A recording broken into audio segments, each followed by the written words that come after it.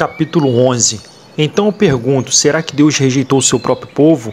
É claro que não. Eu mesmo sou israelita, descendente de Abraão e membro da tribo de Benjamim. Deus não rejeitou o seu povo, que ele havia escolhido desde o princípio. Vocês sabem muito bem o que as escrituras sagradas dizem naquele trecho em que Elias acusa o povo de Israel diante de Deus. Elias diz assim: Senhores, mataram os teus profetas e destruíram os teus altares. Eu sou o único que sobrou e eles estão querendo me matar. O que foi que Deus disse a ele? Ele disse: eu guardarei para mim 7.000 homens que não adoraram o Deus Baal. A mesma coisa também acontece agora, isto é, por causa da graça de Deus, ainda existe um pequeno número daqueles que ele escolheu. Essa escolha se baseia na graça de Deus e não no que eles fizeram, porque se a escolha de Deus se baseasse no que as pessoas fazem, então a sua graça não seria a verdadeira graça.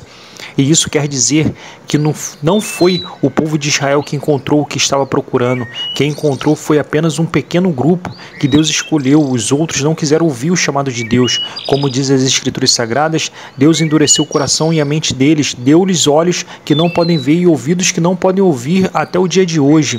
E Davi disse que nas suas festas eles sejam apanhados e enganados, que eles caiam e sejam castigados.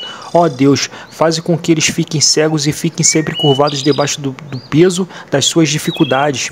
Agora eu pergunto, quando os judeus tropeçaram, será que eles caíram para nunca mais se levantarem? É claro que não, mas porque eles pecaram, a salvação veio para os não-judeus, para fazer com que os judeus ficassem com ciúme deles. O pecado dos judeus trouxe grandes bênçãos para o mundo, e a sua pobreza espiritual trouxe ricas bênçãos para os não-judeus. Então, quando se completar o número de judeus que voltarão para Deus, as bênçãos serão muito maiores ainda. Agora estou falando a vocês que não são judeus, enquanto eu for apóstolo dos não-judeus, terei orgulho do meu trabalho. Talvez eu possa fazer com que os que são da minha própria raça fiquem com ciúmes e assim seja possível salvar alguns deles, porque quando os judeus foram rejeitados, o resto do mundo se tornou amigo de Deus. O que acontecerá então quando eles forem aceitos?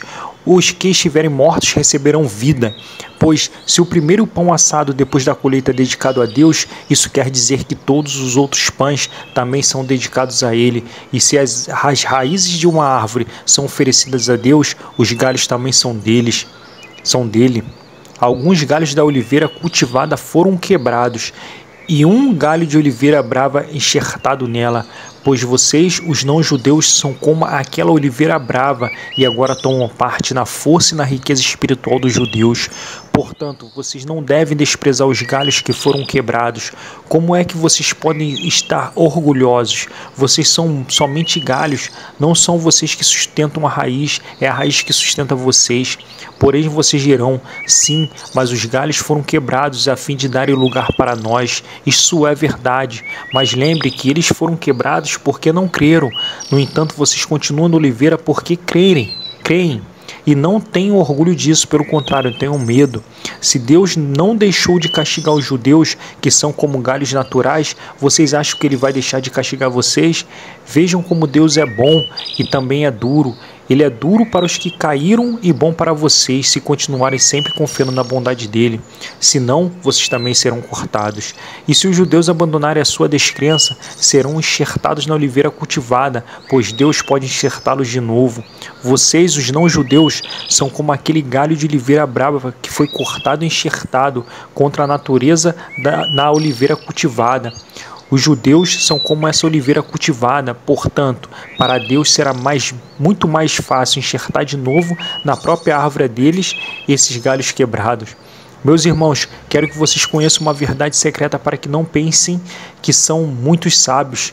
A verdade é esta: a teimosia do povo de Israel não durará para sempre, mas somente até que o número completo de não-judeus venha para Deus. É assim que todo o povo de Israel será salvo, como diz as Escrituras Sagradas. O Redentor virá de Sião e tirará toda a maldade dos descendentes de Jacó. Eu, o Senhor, farei esta aliança com eles quando tirar os seus pecados. Os judeus rejeitaram o Evangelho e por isso são inimigos de Deus, para o bem de vocês, os não-judeus, mas pela escolha de Deus eles são amigos deles, por causa dos patriarcas, porque Deus não muda de ideia a respeito de quem Ele escolhe e abençoa. Mas no passado, vocês, que não são judeus, desobedeceram a Deus. Porém, agora vocês receberam a misericórdia de Deus por causa da desobediência dos judeus. Assim, por causa da misericórdia que vocês receberam, os judeus agora desobedecem a Deus para que eles também possam receber agora a misericórdia dele. Pois Deus fez com que todos se tornassem prisioneiros da desobediência, a fim de mostrar misericórdia a todos. Como são grandes as riquezas de Deus, como são profundos o seu conhecimento e a sua sabedoria. Quem pode explicar as suas decisões? Quem pode entender os seus planos? Como dizem as Escrituras Sagradas, quem pode conhecer a mente do Senhor? Quem é capaz de lhe dar conselhos? Quem já deu alguma coisa a Deus para receber dele algum pensamento? Pois todas as coisas foram criadas por ele, e tudo existe por meio dele e para ele. Glória a Deus para sempre. Amém.